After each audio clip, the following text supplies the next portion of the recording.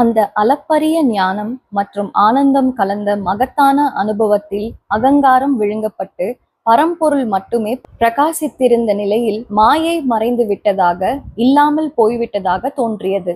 சாதகனும் மாயையிலிருந்து தான் விடுபட்டு விட்டது போலவும், அறியாமை தன்னை விட்டு விலங்கிவிட்டது போலவும் உணர்ந்தான். ஆனால் அவன் தன் நனவு நிலைக்கு திரும்பிய பொழுது தான் இன்னும் மாயையின் பிடியில் இருப்பதையும், தனது குறைகள் முன்னர் இருந்தது போலவே உள்ளதையும், அவனது அறியாமையும் அப்படியே இருப்பதையும் உணர்கின்றான். அதாவது அவனது அறியாமை மன்னிக்கப்படவோ அழிக்கப்படவோ இல்லை.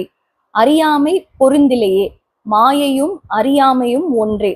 முந்தையது அண்டமுழுதலாவியது, பிந்தையது தனிப்பட்ட ஜீவனுடையது. எனவே ஓ பெருமானே, நீங்கள் என்னை இல்லாதாயிருந்த மாயையில் வாழும்படி தள்ளிவிட்டீர்கள்.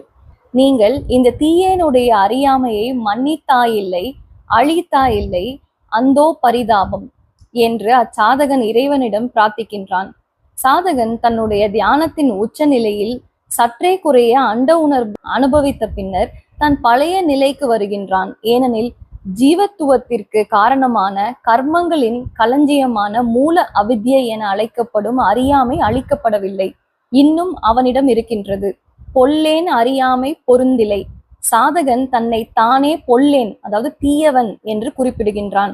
அவனுடைய கணக்கில் தீர்க்கப்படாமல் இன்னும் அனுபவிக்க வேண்டிய சில தீய கெட்ட கர்மங்கள், சஞ்சித கர்மா இருப்பதை அவன் அறிந்து கொண்டான்.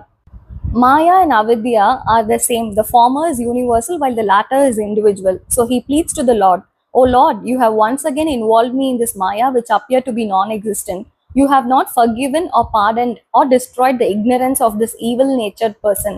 What a pity." தியானத்தில் அனுபவித்த உயர்ந்த நிலையிலிருந்து கீழிறங்கி உலக அனுபவத்திற்கு வந்தது அச்சாதகனுக்கு மிக வருத்தமாக இருந்தது. அந்த உயர்ந்த அனுபவம் இந்த உடனடி உலக அனுபவமும் ஒன்றுக்கொன்று நேர் எதிரெதிரானதும் மற்றும் சமரசமற்றதாகவும் இருந்தன. இந்த சற்றே குறைய இறை உணர்வை பெற்ற முந்தைய நிலையில் சச்சிதானந்தம் பரம்பொருள் மட்டுமே இருந்தது.